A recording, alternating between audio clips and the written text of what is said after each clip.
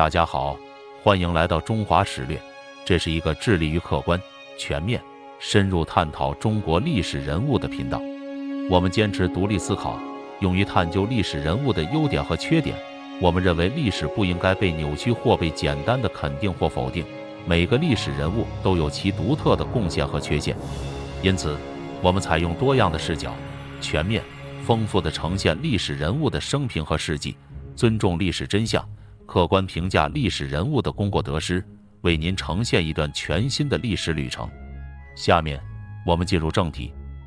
对于世人来说，文天祥当然可以被称为英雄；对于宋朝人来说，文天祥就是抵御外部敌人的宋朝英雄；对于赵家宋朝来说，文天祥就是赵家的大忠臣。那么文天祥是不是民族英雄呢？我们的回答是否定的，因为文天祥是以死报国，而不是以死报族。这个国不是指国家，而是指赵家皇帝，这是文天祥的忠君行为。忠君跟忠于民族是两码事，更跟民族没有一点关系。因为文天祥之所以死，是因为忠君，而不是忠于民族。文天祥在被元军从广东押解到北方的路上，他曾绝食很多天，想让自己饿死在故乡江西，但还是没有遂愿。到达元朝首都后，他被关押了将近4年，经受过无数劝降的考验。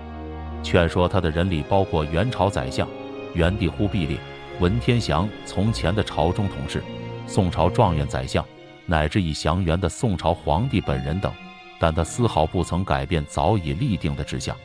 文天祥的一死之外无可为者，虽刀具在前，应含笑入地耳，无疑让其成为中国历史上最伟大的道德英雄之一。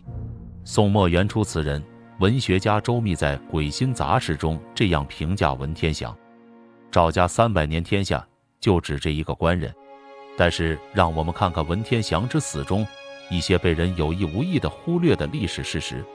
文天祥是兄弟4人，文天祥是老大，老二叫文弼，于公元1237年出生，比文天祥小1岁。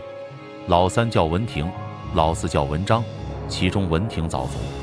公元1256年，文天祥考中状元，文弼也考中进士。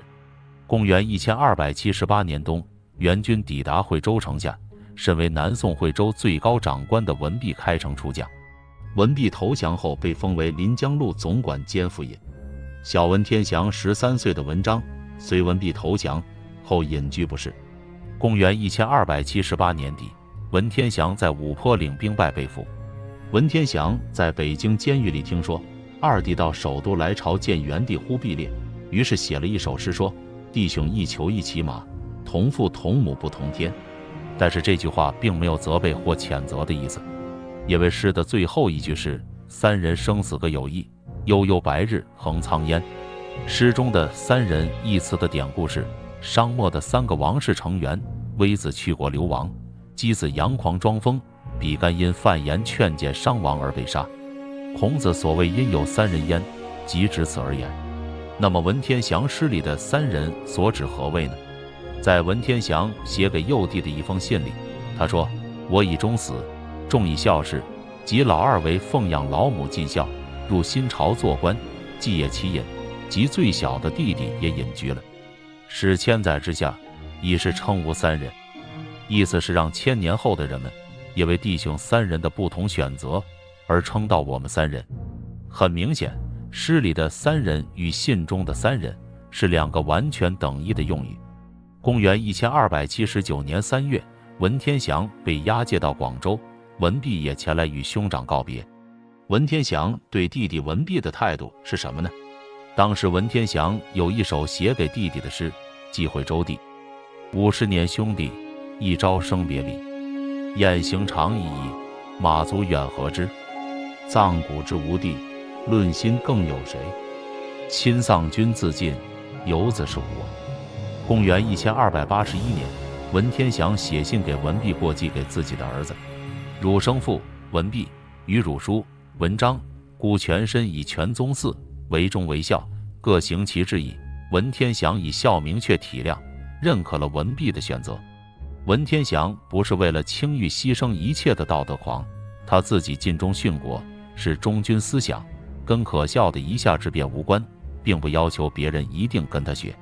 这就能看出文天祥并没有谴责在某些人眼里的汉奸。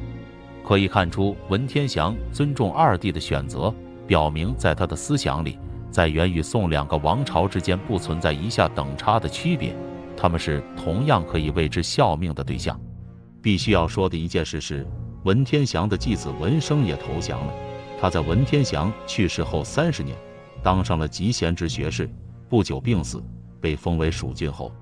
文生之子文父，也就是文天祥的孙子，曾为湖广行省检校官。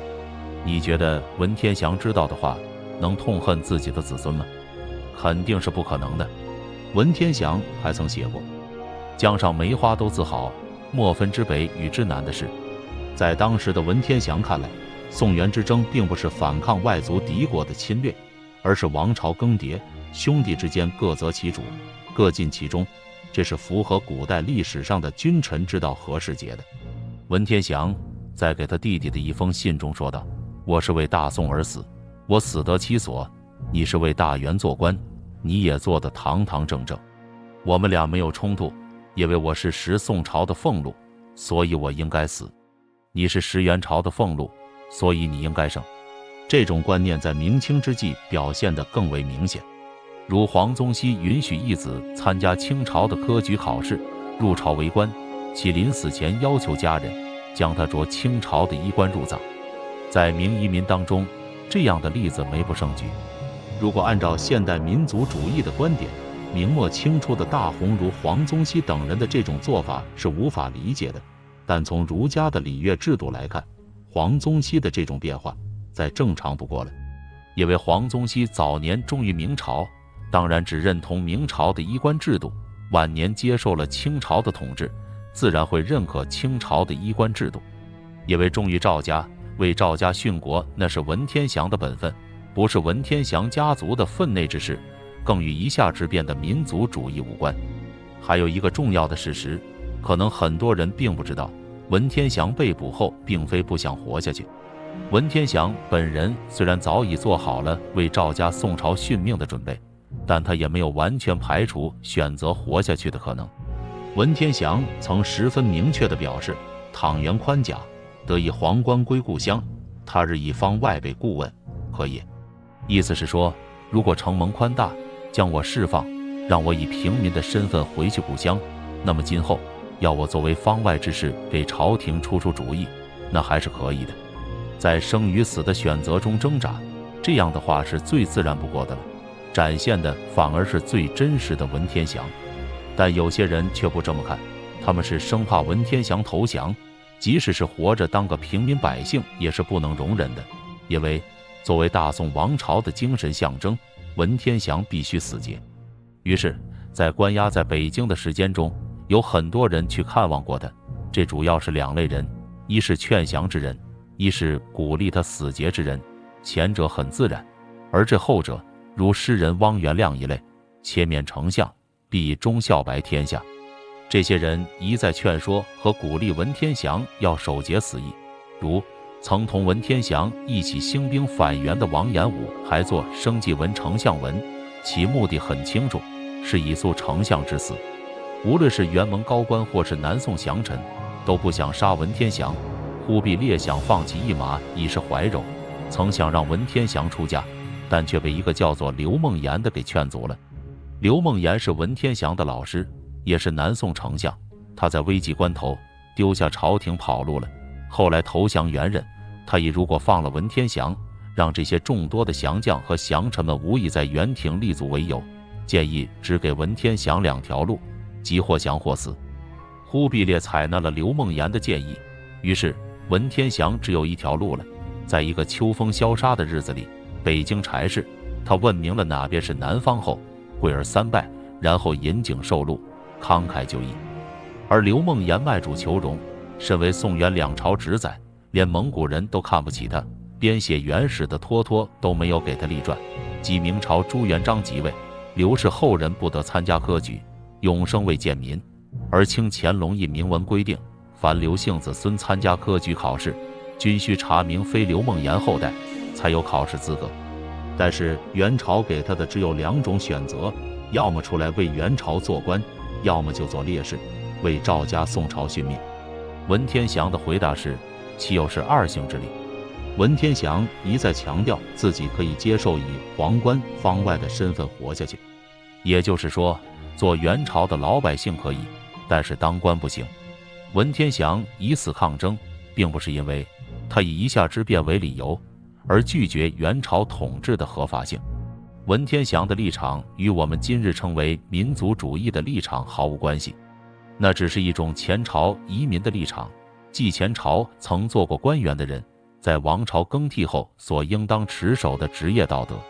他不要求你投身于推翻现政权的地下活动，你完全可以承认新王朝的合法性，只要你不进入新的政府里去做官就行了。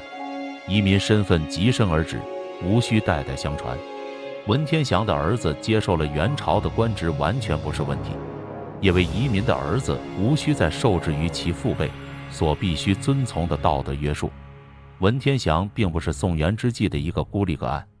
元朝灭亡后，不肯到明朝朝廷里做官的元移民数量甚至比介于记载的宋移民多得多，其中大多数又都是汉族中人。钱穆先生本人把元王明兴看作是结束异族统治、华夏重光的大关节。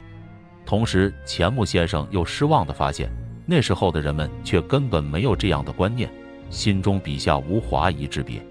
钱穆敏锐地发现了这一古今差别，却又在无意中触犯了不应以今律古的训诫。很多人误以为文天祥是为坚守华夷之辩的立场而死，那恰恰是以现代道德、民族观点来衡量古代历史。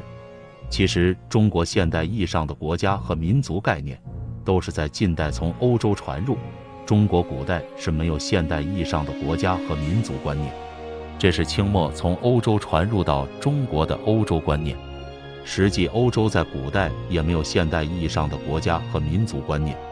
16世纪的英国和法国，国家的荣誉是取决于国王的个人荣誉。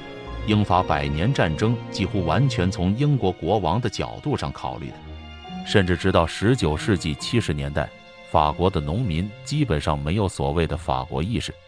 18世纪法国进攻德国的时候，当时的德国人也没有所谓的德国意识，甚至还有一部分德国人帮着法国攻打另一部分德国人。所以，国家民族意识完全是近代的历史产物。还有，我们的教科书重新定义民族英雄是符合历史事实的。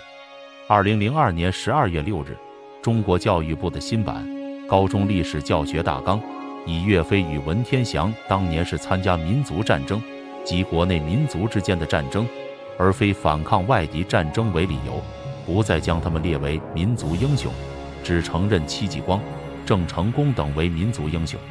这说明教科书的重新定义是对历史实事求是的态度。最后，感谢您的收看，欢迎订阅本频道，并在留言区留下您的评论。我们下期再见。